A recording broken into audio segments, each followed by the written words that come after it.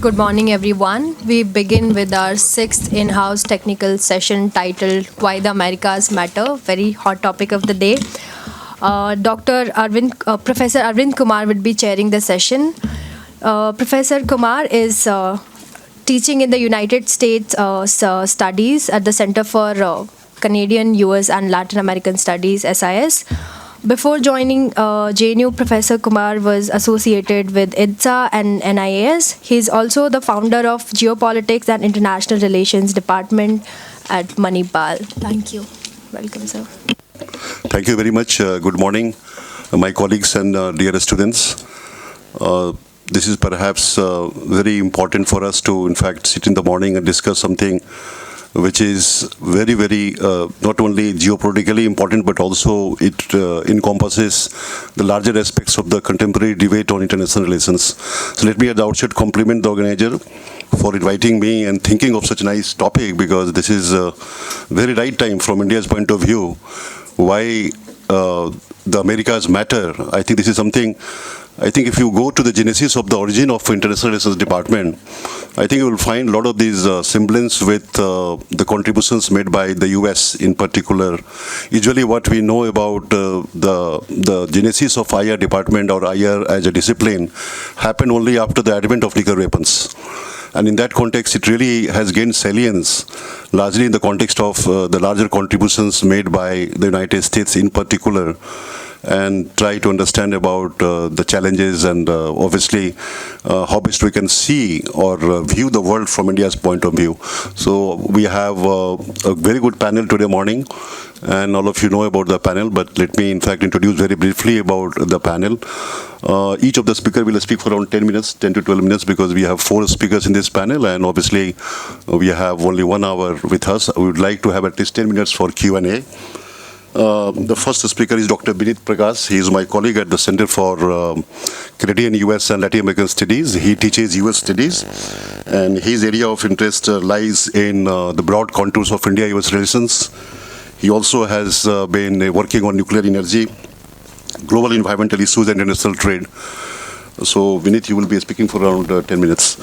We have Dr. Aprajita Kashyap, who again is my colleague at the center, and she is currently associate professor and teaches Latin American studies. And her area of research again is wide encompassing. It really includes the concept of federalism, competitive governments, environmental politics, foreign policy, political economy. So I think she really has been contributing significantly in the Latin American division. We have Dr. Sneha Bhagat, again one of the colleagues of mine at the center, and she is assistant professor at the Canadian Studies Division. She teaches Canada in particular. It's a very interesting reason right now, and she has previously taught at the University of Delhi. She has also published research articles on ethnic politics, diaspora studies, and many other areas of international relations. We have a colleague from West Asian Studies, Dr. Sima Baidya. All of you know her.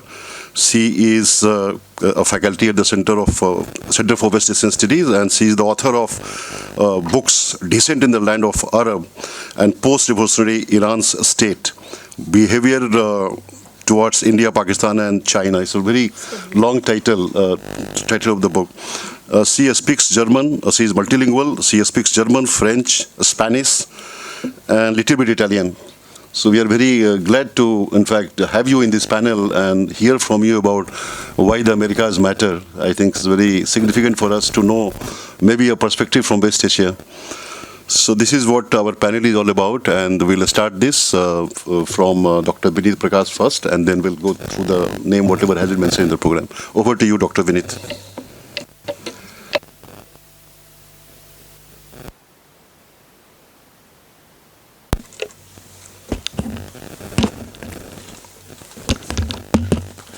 Good morning, everyone. So let's kick start this thing. So what I'm going to talk about is why US matters. That is the theme which has been decided, and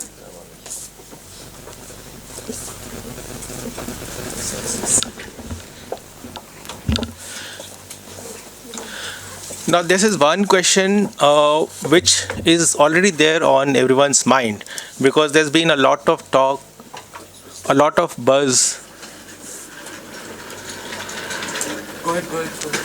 a lot of buzz around whether America as a power is in decline, and also there's a lot of talk about other challengers in international politics to American power. For example, the rise of China. Although China is still very far away from being a challenger, but definitely that buzz is definitely around. So there's also a lot of talk around potential conflicts in the future. For example, a rising China coming into clashing with US hegemony at some point of time going forward. So we are also seeing realignment of global power equations. For example, China and Russia coming together, North Korea and Iran also aligning with these two countries in the ongoing global conflicts which are there. For example, Ukraine. So all of these make it for a very interesting discussion. And what I would do is I would highlight some broad trends in American engagement with the rest of the world to fathom whether what we are talking about is actually happening or to what extent it is actually happening. So what makes it even more interesting is the fact that Trump is at the helm of affairs in the United States, and he has a very unconventional approach to everything, including foreign policy. So that is something which makes all this very interesting and this discussion more thought-provoking. So what I have done, I have divided the presentation into two parts. We look at first the economy and then the security part of it, and try to see whether American power is actually in decline on both these fronts. And then I've also take a look at US soft power. So these are the three areas which I have picked for today's presentation. Now, speaking of the economy, US economy is still the strongest economy in the world. It stands close to, as per the latest figures, close to $30 trillion. In comparison, China is not very far behind, but definitely two-thirds of what US economy is. China is roughly close to $20 trillion. And in comparison, other economies which would be falling behind China would be Germany, close to around $4.5 trillion, Japan, again, similar range, and India, somewhere close to $4 trillion. So China, if we look at the absolute numbers, is definitely has caught up with US in terms of economy in the last 20 years, but still it is far behind. And why I would say this is the fact that in terms of per capita GDP, where US is somewhere close to China would be roughly a fourth of where US is right now in terms of one fourth of where US is right now in terms of per capita GDP. So that shows that although China is improving in terms of its military strength, but US is definitely far ahead of China. Then there's a lot of talk about de-dollarization, especially arising from BRICS nations like Russia and China. Again, that is something which is not immediately on the horizon. As we all know, the strength of dollar is rising as we go forward, and we all can see that the Indian rupee has been declining. Just to take one comparative example, so this indicates that, or in fact, all of the global currencies, they have been weakening against the dollar. So dollar is strong, and the reason that dollar is strong is the fact that US economy is strong. So the strength of the dollar is derived from the strength of the US economy. So where America, or like there's been a lot of talk around decline of manufacturing in United States, especially by the Trump camp and his MAGA supporters, but that has been compensated for growth of US economy in other sectors, for example technology and high-end services. So although manufacturing has declined, but on the whole, if you look at it, then the US economy has gained in strength, especially because of its advantages and progress in technology and other high-end services. For example, Chinese are still doing the catching up game in the space of artificial intelligence, and most of the high-end technology is still originating from US and dominated by US. So this shows, or this data shows that America, in terms of economy, is still a strong country. The same can be said about security also. In terms of military strength, US is still the leading power, and what I would use to premise my claim on this is the spending on military which different countries do. So American spending on military is close to $900 billion. In comparison, China is roughly one-fourth, close to $260 billion. And other challengers, for example, Russia is spending around roughly $126 billion. And India, of course, is even far behind, somewhere close to $85 billion. So simply on the sheer strength of military spending, we can make out that US has more flexibility to improve its military strength, and to claim that America or American strength is in decline and others are in a position to challenge American military superiority would not be correct.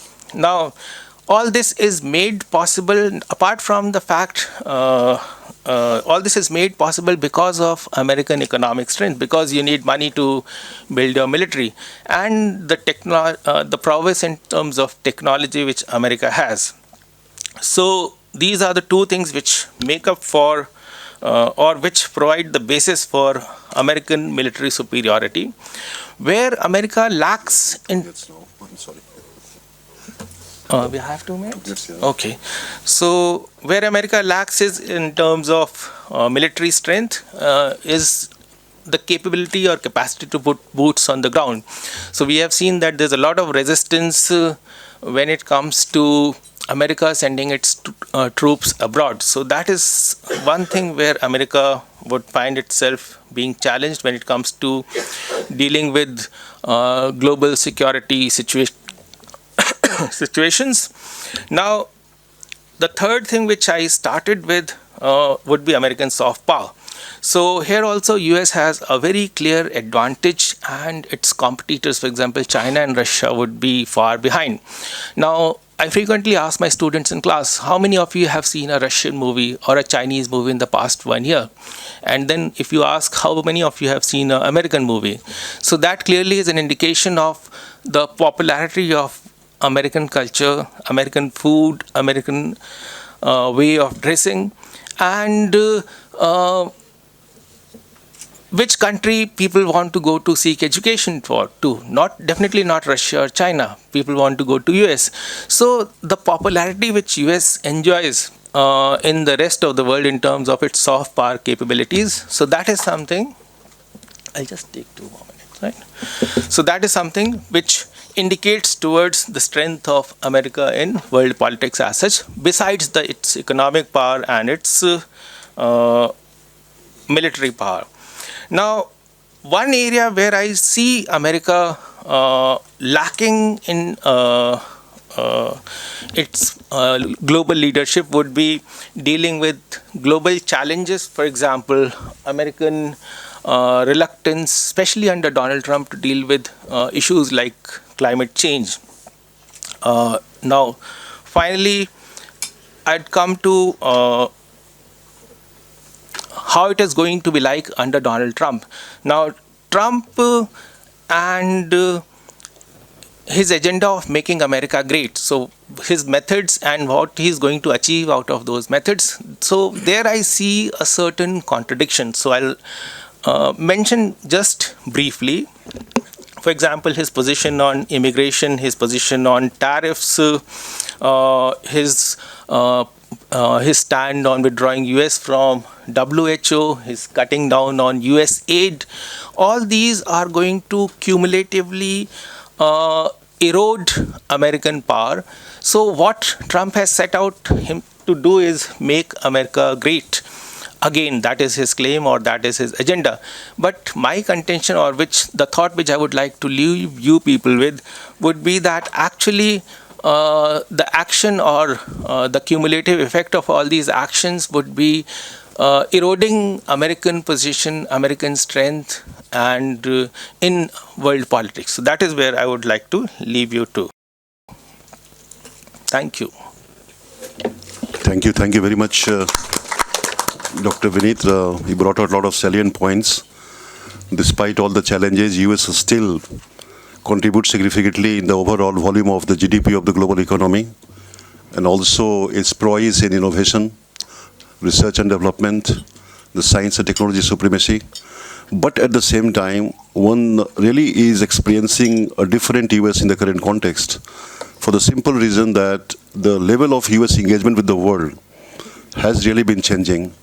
The ability to set the agenda for the world, that ability also has been changing, because the US certainly has been looking for other countries across the globe, especially in the context of setting the agenda.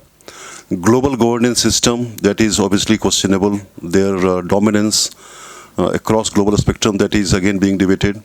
Global financial institutions, that again is being debated. So I think a lot of things, again, as a scholar of IR, I think all of you have to read about this, global governance systems, how the US really has been failing. Global financial institutions, both IMF and the World Bank, how these are being debated right now, and that is how the concept of de-dollarization, which Dr. Vineet brought out very nicely, I think is something which the US really has been thinking. So we have paucity of time. Now I will request my other colleague, Dr. Aprajita Kashyap, to make her presentation. Madam, 10 minutes, please. Yes. I begin with certain, and based on these premises, then I move on. Looking at, because of paucity of time, I'll quickly come to where Latin America stands in IR. If we look at IR in Latin America, it was always influenced by the Anglo-Saxon theoretical and methodological reflections. And mainstream IR has paid little attention to the rich theoretical contributions of Latin American scholars. And here I would like to cite Kenneth Waltz.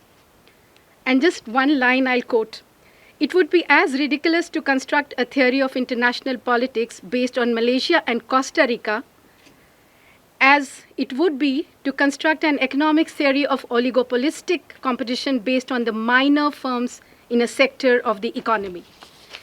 So from here, then, I try to bring in why Latin America matters. Now, when power is redistributed, or when we decide whether a country is great power, small power, middle power, there are theories about power transitions that focus on major powers blatantly ignoring states in the peripheries. Latin American approaches to world politics, that helps us understand how peripheral states can navigate power transitions. They accentuate the importance of grasping the agency to ascend to less peripheral position. I'm not saying they come to the mainstream, but they come to it is often called the semi-peripheral position. The concept of international insertion in Latin American theories offers a nuanced understanding of how the periphery behaves. And the steps of insertion and recognition, they often, they reflect why transition towards mid-systems or improved status positions within region and global hierarchies have occurred, and often without, bloodshed or violence. Sorry. So I would like to here put a few contributions of Latin America to the understanding of international relations, and I have highlighted a few. There may be many, but these are the important and crucial ones. The first is the international relation of inclusion, autonomy, the South-South vision, multilateralism, and the important thing here is to note that it's multilateralism of reciprocity, principled pragmatism, and peripheral realism. So these are some of the theories which Latin America has contributed to the world. And here I would just like to just cite a few of the important thinkers of Latin America. I begin by Mearsheimer. He underscores the importance of considering the regional context in foreign policy analysis, and different regions have unique historical experiences, serious threats, and economic goals that shape their foreign policy priorities. And Latin American scholars have stepped in, and they have constructed their model of foreign policy analysis. And here I'm going to name two thinkers, Elio Cuagarribe and Carlos Puig.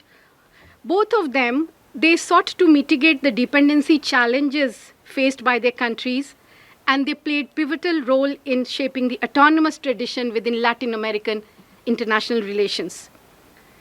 And we have seen how they have been invoked and cited when there were the progressive cycles of left-wing governments in both their countries, so namely Brazil and Argentina. And their ideas, both Cuagarribe and Puig's ideas, were tangibly shaping the respective national governments' so-called grand strategies. And the other thinker who's worth looking at is Heraldo Munoz. Heraldo Munoz talks about Latin American foreign policies based on three factors: the desire to maximize national and regional autonomy, the need to promote development, and the crucial importance of the United States in the development of the region. So from here, I'll digress a little bit, because I cannot say that Latin America leads in economic or military terms, but there are other factors which make it important. And I'm now going to bring about how it has contributed to international political economy. If you look at the Latin American international political economy, there's a misnomer that we went by the West theories, but it developed much before. It developed in the Anglo-Saxon world. And we have seen Latin American thinkers, Raúl Prebisch, Celso Furtado, Cardoso, Dos Santos, how they have offered unique perspective on international political economy. And there are two important theories which have shaped the international political economy theory. One is the Eclac-Prebisch center-periphery paradigm, and the second is the dependency theory. I'm just skipping, I'm going fast because I have a lot to cover. So just going briefly to look at country-wise analysis, and I am not saying that these foreign policy concepts are exclusive to these countries, but I've just tried to sort of highlight that these are the important paradigms and the considerations in these countries. So if we look at Argentina, Carlos Escude, he says the foreign policy of a weak nation must have a low profile to avoid confrontation with a strong state, and they have a strong state in the neighborhood. So this is called peripheral realism or realismo periférico. Bolivia is exceptional because in its name there is a plurinationality. It's a plurinational Republic of Bolivia. So, factoring in the heterogeneity of population, that's always there. Then they have a very unique concept called buen vivir. I'm going to come to that later. Brazil emphasizes on autonomy and multilateralism of reciprocity, and Lula has a lot to contribute to this. And I'm here citing Amado Servo. Brazil's foreign policy can be explained by its historical trajectory and richness of natural resources. So this is how its foreign policy has been shaped. If we look at Chile, we know about the Chicago Boys, and therefore the Chilean approach has been liberal political economy approach. If we look at Mexico, and because of the fact that it has always had a huge substantial neighbor, it always believed in principled pragmatism. And this is also known as the Ojeda formula, which suggests that the United States might tolerate Mexican dissent on issues important to Mexico so long as they do not challenge the core US interests. And then I have cited Rafael Velasquez. So let us just move to what is principled pragmatism. I will just skip this. What is principled pragmatism for Latin America? the first and the foremost consideration, because US has always been there, to show autonomy vis-a-vis Washington, to promote cooperation and solidarity in the region, because, they are small entities, they are small countries. Together, they have to, counter larger forces, larger powers. So, oh, okay. Now, to promote national interest and national security, to appease the domestic groups, and to solve financial upheavals. So, what are the Latin American success stories? And these are, very importantly, 3 or 4. From the lost decade of the 1980s to showing resilience, even during the great financial crisis when most of United States and Europe was grappling with bad economies, Latin America resisted. They were not affected as much. Foreign investments pouring in, because after the end of the Cold War, US withdrew, and there was a vacuum, and China was smart, it moved in. So the investments are not less in Latin America. And if you look at, by and large, democracy in practice, of course, barring occasional attempts to disruptions, but election is still the norm. Therefore, what I just say that what are the limits to reach of Latin America in the practice of IR? The United States factor, a permanent influence. Most Latin American nations have a presidential system, and the presidents become so powerful that they border into hyper-presidentialismo. They ignore constitutional limits.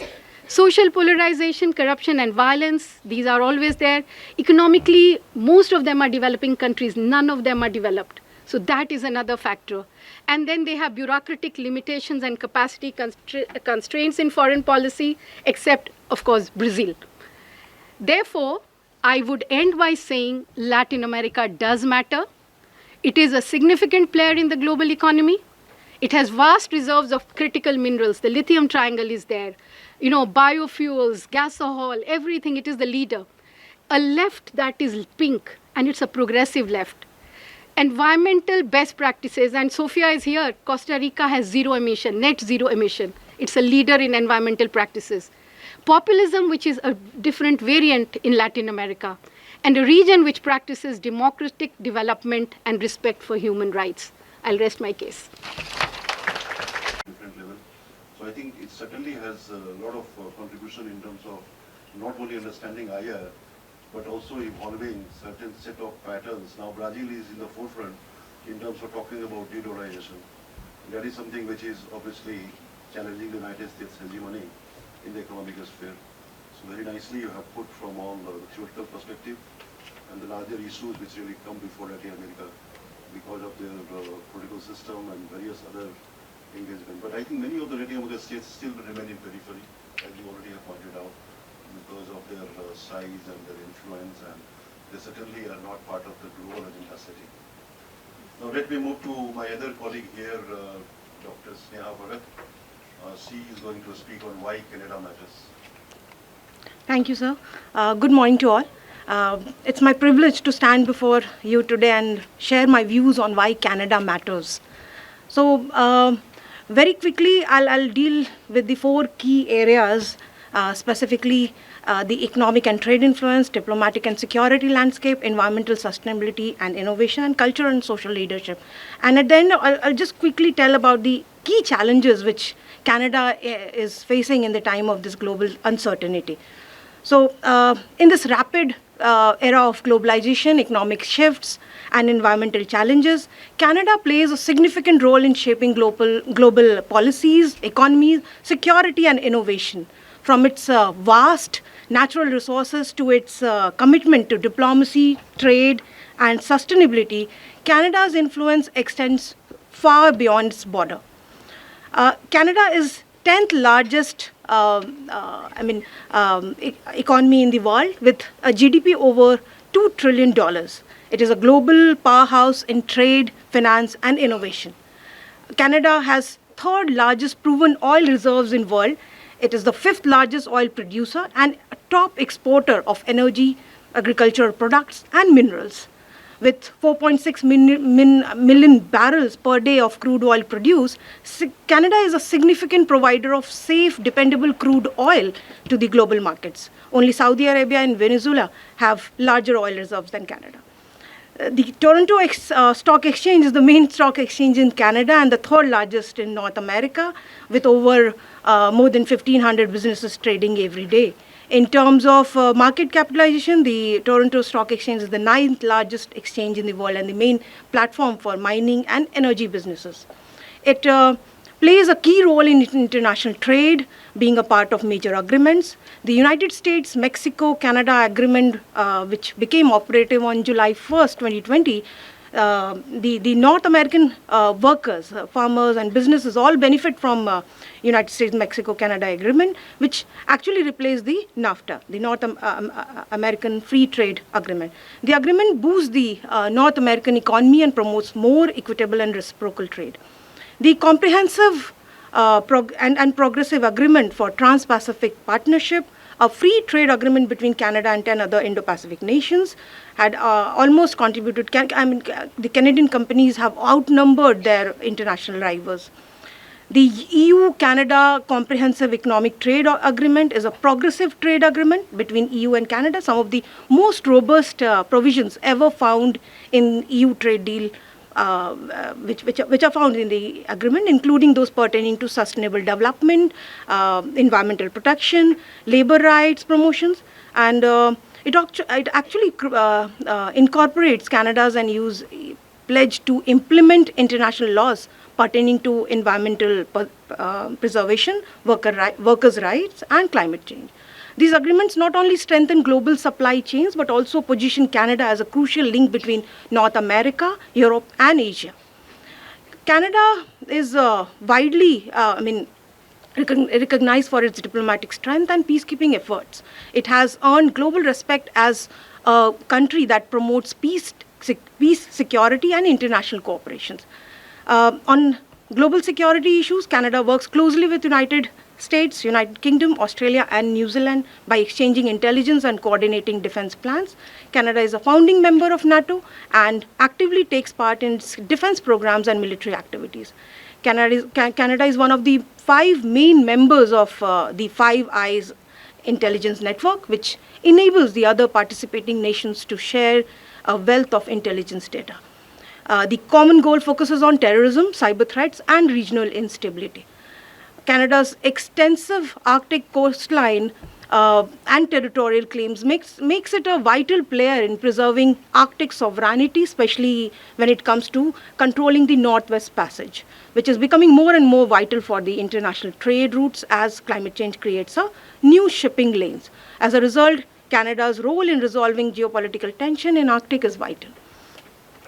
Through its strong national cyber security strategy, which includes strong partnership with the private sector, academia, and international organizations, led primarily by the Communication Security Establishment and the Canadian Centre for the Cyber Security within the government. Canada is regarded as a leader in cyber security initiatives, actively contributing and working to combat global cyber threats.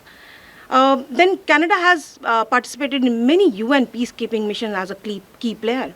An inclusive approach to democracy is being advanced by Canada. Canada encourages its citizens to be involved in institutions and decision-making processes that affect every aspect of their life. Human rights have always been strongly supported by Canada. The Canadian Human Rights Act and the Canadian Charter of Rights and Freedom serves as the cornerstones for the gender equality in Canada, and federal regulations pertaining to gender equality safeguards the right to equality. So in the increasing unstable world, Canada's commitment to peace and security remains a cornerstone of global stability. In the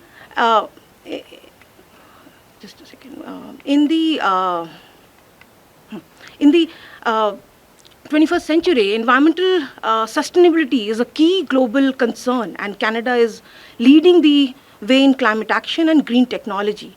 Canada is being a part of Paris Climate Agreement, aiming for net zero carbon emissions by 2050. Hydropower plays a significant role in Canada's energy mix, and it is the world's 3rd largest generator of electricity. Canada now has been one of the cleanest electrical systems in the world thanks to the hydropower, which also helps the country lessens its dependency on the fossil fuels. In the recent times, almost 60% of the Canada's electricity was generated by hydropower. This almost accounts for 90% of energy produced in the certain Canadian provinces. And by 2030, Canada wants 90% of its electricity to come from these non-emitting sources. With 20% of world's fresh water supply and 9% of its renewable freshwater resources, Canada is in a unique position as the demand for fresh water around the world continues to rise. Canada, through large investments in EVs, sustainability-focused artificial intelligence applications, and the creation of smart city infrastructures that enables optimal energy use and environmental management through the urban area, Canada is actively establishing itself as a leader in green technology. Vancouver and Toronto are commonly cited as two of the world's greenest cities. Vancouver is frequently ranked as the most sustainable city in Canada and among the world's greenest city. So then Canada is often celebrated as a model of multiculturalism, inclusion, and human rights. Its diverse and progressive society makes it leader in cultural diplomacy, both domestically and internationally. Canada vigorously advocates for inclusivity and respect for diversity. Canada's openness, diversity, and innovation-driven society makes it leader in global soft power and cultural influence.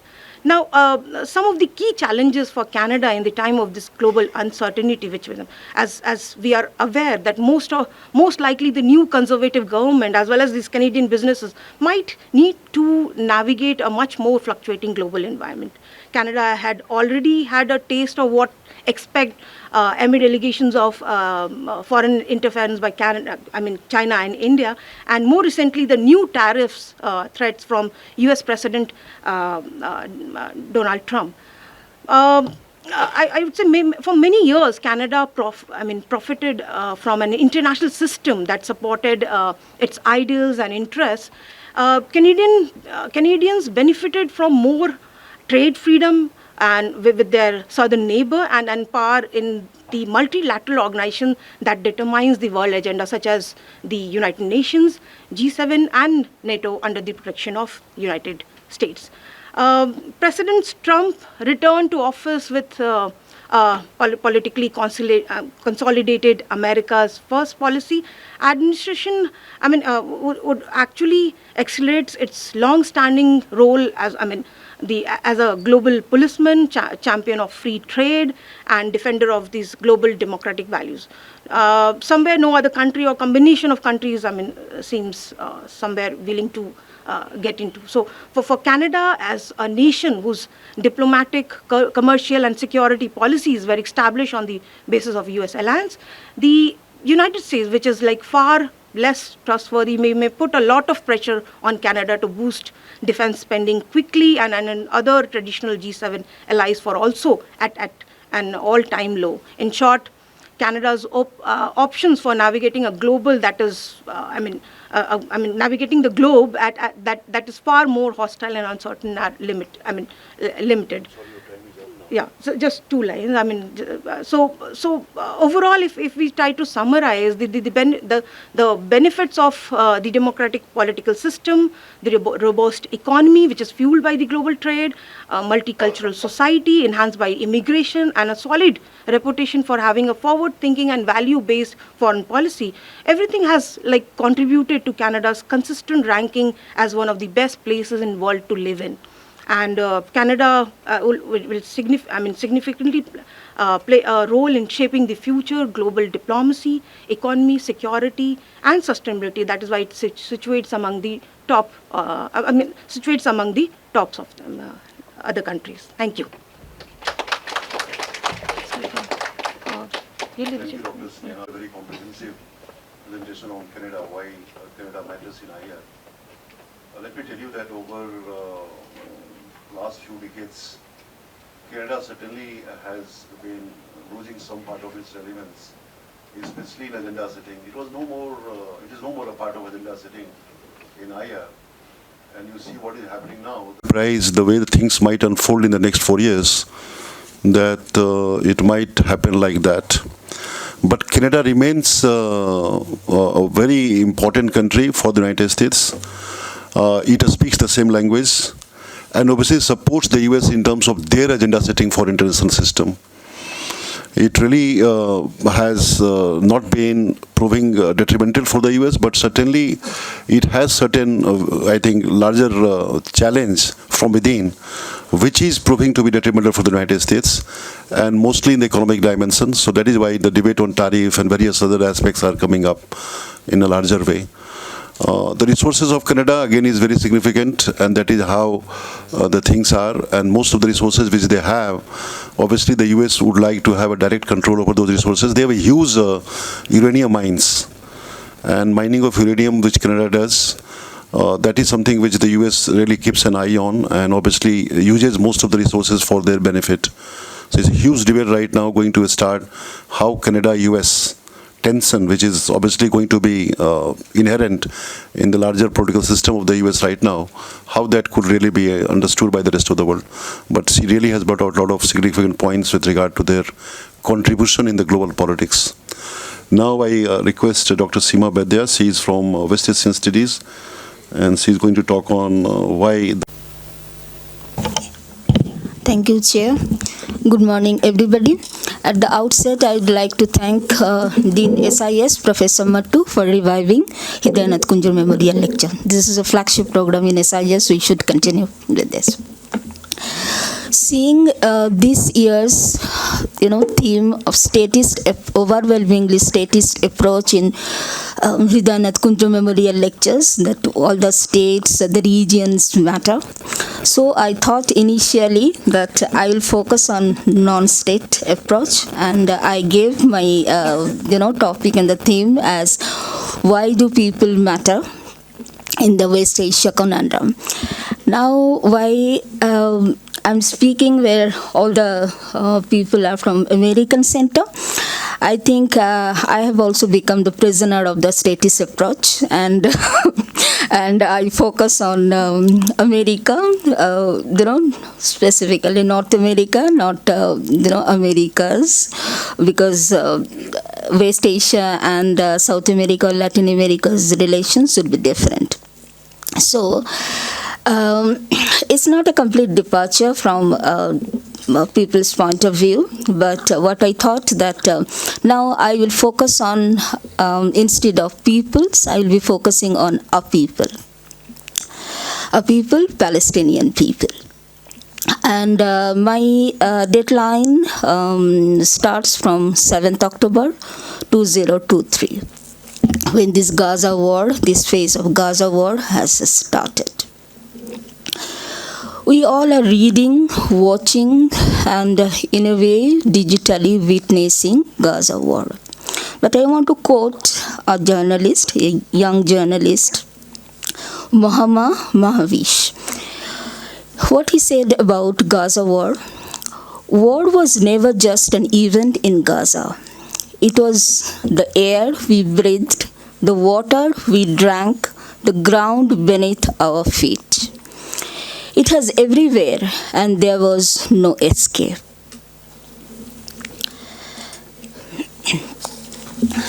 To discuss Gaza war, we cannot escape, as I.L. Wiseman said in his book, Hololand, the Cartography of Occupation. In this Cartography of Occupation, he talked about deep cartography of Israel's settler colonialism. And he has basically focused on, and categorically he has shown several places what we don't, categorize. We just think that Palestinian villages, and that's it. Sometimes we do talk about and include Palestinian hospitals and other shelter houses, or the refugees, where refugees they take shelter. But very categorically, he focused on this underground aquifers, archaeology stratum, then on the surface, this terrain where Palestinian villages and refugees they are located, and of course the hilltop, the Jewish settlements. Clausewitz long back had talked about on war, as how war could be the state policy. Now, in this case, what we are witnessing, it's not the war is the state policy of Israel. It is like the assassination is the state policy of this country. And when we are talking about, Israel and Palestine, I can go on and on, being in West Asia, but I don't want to do that. Now, if I want to connect it to US, how do I connect it to US? US is, 1,000 miles away. And occasionally, we do talk about that it's close relations with Israel. But it's not only the close relations of Israel. What we have been noticing in case of United States interests in West Asia, it is the informal empire building in West Asia. Scholars have used this word, informal empire building. It's not empire building because the US was never a colonial power in the true sense of the term. So it's continuously this through its controlling its economy and politics, security, just name it. Continuously, this process is going on. This informal empire building in case of US, so far West Asia is concerned. Colloquially, when we try to understand the relations between West Asia and US, the first thing comes to our mind that is energy. And as if, we think, and many students, when I also teach energy, so when I ask that how much energy or how much specifically, it's not only the hydrocarbon energy, it's how much oil US takes from West Asia, I will get, the inflated percentage. We have this wrong notion in mind, and as per the latest data, it's only 10%. It is like this in case of US and US interest in West Asia. It is the continuously US has been reducing its vulnerability on West Asian energy. And as I don't want to focus on energy, but we know that US has becoming energy empire as well. So when in general what we see in case of West Asia, because of its nature of West Asian economy, the West Asian economy is not a monolith. We know the Gulf economy is different. We know the Gulf economy is basically the rentier economy. And this Biplavi has long back, he has analyzed it's not only the rentier economy, but the rentier polity and the rentier state. So what we are witnessing, across West Asia, be it Gulf economy or which are not other countries which are not basically the rentier economy or the semi-rentier economy, is a democratic deficit in a big way. Now, coming back to Palestine again.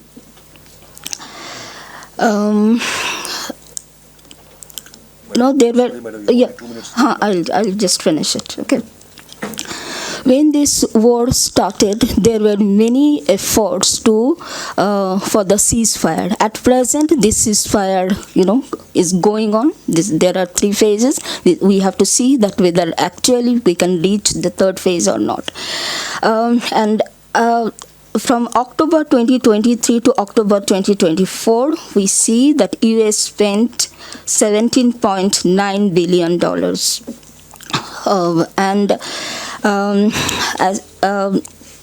The arms supply, we see that US is the 69% arms supply to Israel, and 30% is Germany, and 0.9 and other countries. So from in one data from 1946 to 2022, what we see that this Israel's US agencies, this data is 317.9 billion. So, if I take into account not only the Israel per se, but US, US is capable. If US wanted, US could have stopped Gaza war. Okay, not after 46,000 deaths and over 1 lakh wounded and so many displaced people. And now what we have, I'll just take 1 minute. What we have heard, the latest one, what Trump's announcement that the Gazans, they should leave, they should have a better place, they should be, go to another place. Though other countries, all these countries, the neighboring countries, they have objected.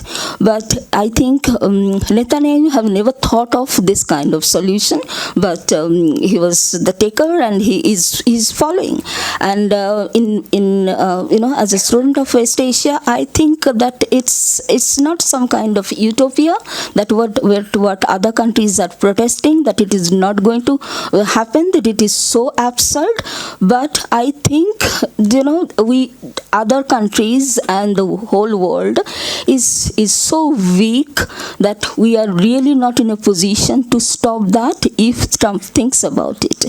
And I only when we talk about international relations, we talk about only security, we talk about military, we talk about relations. Do we talk about people's life, the way people live? I'll just stop, with one liner by Muhammad Darwish. What he said. When Gazans, they have to leave their place and settle somewhere else, I think they will say this thing. I belong there. I have many memories. I was born as everyone is born. And the last line of this poem, I have learned and dismantled all the words in order to draw from them a single word, home. I hope America understands that. Thank you very much. Let me acknowledge and put it on record that all my colleagues, 4 colleagues here in the panel, really have put across their views in that limited time of 10 minutes and really have brought out a lot of salient issues, which obviously would be adding value to your understanding. Now I have exactly 6 minutes with me, and I would like these 6 minutes to be used by all the students sitting here. If you have any questions, yeah, so you have raised the hand first. Please go ahead. So, candidate at CCUS&LAS. So, I have a question to Vineet sir. So, recently we have heard that Panama has decided not to renew its BRI contract with China after increasing pressures from the US. So, sir, do you think we are witnessing the return of the Monroe Doctrine in the Western Hemisphere? Thank you.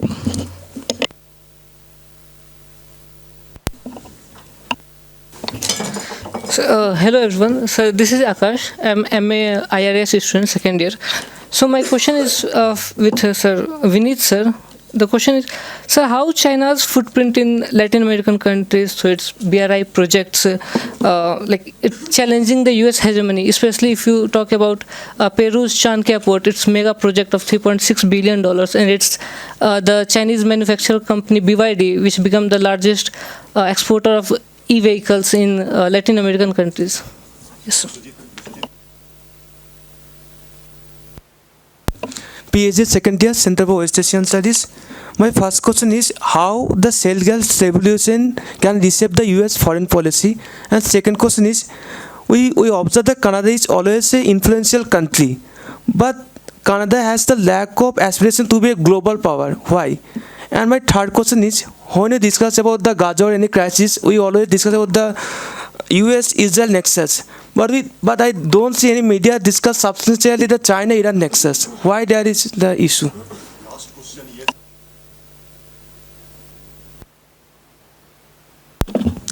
Hello, my question is also from Professor Vineet Prakash regarding Make America Great Again.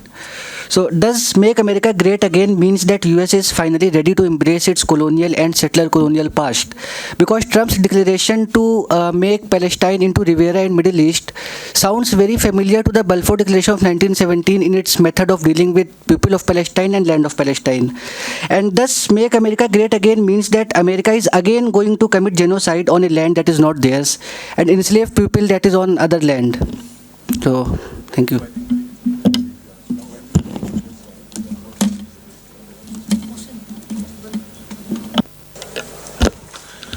So, all the three questions are similar in nature.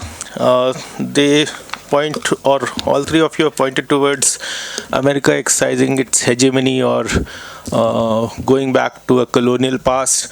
So, I would just briefly say that when we are talking about Trump, so most of Trump's agenda, or in fact all of Trump's agenda, is aimed at his constituents, people who have voted for him, right? So whatever noises he is making, whatever statements he is giving, the aim is not to establish or rather let me put it this way, the aim is to pacify or send a message to his constituents that, see, whatever I promised to you, I'm doing, and I'm taking America in that direction. Now that necessarily does not mean that he's going to take over Panama or he's going to establish his some kind of colony or revive some kind of colonial past. One thing which is very clear about Trump is, or about his foreign policies, especially if we take a continuity from his last term, he is very clear that China is a challenger to US hegemony, or China is a challenger to US interests. So that is something which we can focus upon, and in all his actions we can find one common thread. So be it Panama, he has spoken about Chinese presence in Panama, or the Indo-Pacific, his whole Indo-Pacific strategy which started in his last term. So that also has China as its background or the focus area.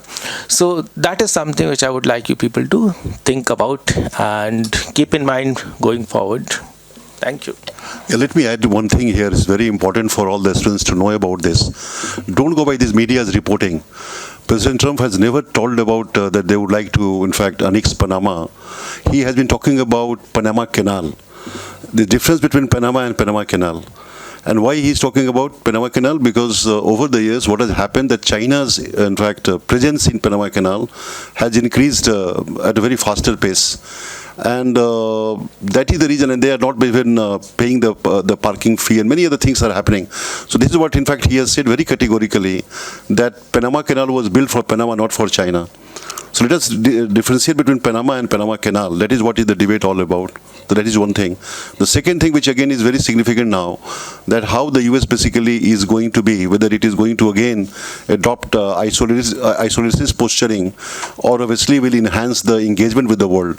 That question again remains largely to really be understood, especially in the context of the policy which President Trump will unfold. I think it would be very difficult for the US to really keep one's own self in isolation. Obviously, without engagement, they cannot really, because they have to certainly assume certain part of responsibility and lead the global affairs. They can't just be obviously sitting and obviously become inward looking nation because of their commitment with the rest of the world. Anyway, there's a huge debate. Let us in fact discuss it later, because we are running out of time. Madam, 1 minute for you and 1 minute for her. I have no question. There was something on Latin America. I heard some Latin America. That was in context of US. Okay. So I think the question was why Canada is not portraying itself as a global, right? So as Canada, significantly has a liberal international perspective where it sees democracy, other values as one of the foremost principal stakeholders in the foreign policy and everything. So Canada promoting those values in terms, somewhere, it holds a kind of middle power and then promoting its core values of democracy, human rights, and other things. So, thank you. Thank you very much. Let me, in fact, now take the opportunity to conclude this session. We are running out of time. You want to say something? She had a question. Oh, you're sorry. I'm very sorry. I'm very sorry.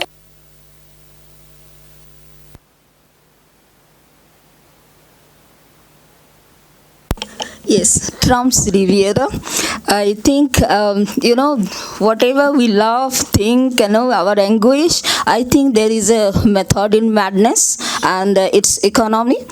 If I quote this Sheldon Volin, what he talked about this corporate totalitarianism, and now Chris Hedges, what he's saying, this inverted totalitarianism. Here he has differentiated two things, that the corporate capitalism and the oligarchic capitalism. For Democrats, it is corporate capitalism, but for Trump, it is oligarchic capitalism. So he doesn't differentiate that whether Gaza was Gaza or it will be a new all these new buildings and everything. It will be completely different. So this is oligarchic capitalism. If we have to understand, America, why America's or only why does America matter? We have to understand Trump's economy. Nothing else. Thank you. To answer the question separately about Chinese. Okay. You can do that. Yeah, no, we do talk about Chinese-Iranian nexus. We do talk about. So let me take this opportunity to conclude this session. It's very important that we were able to finish all the four presentations on time. In fact, the other day I was asking the convener that how we'll do 4 speakers in 1 hour, but she very smartly didn't answer my question. But we have done fairly well. That at least their point of view basically was shared, and obviously all of you heard. So please join me in thanking all the members of this panel. Thank you very much.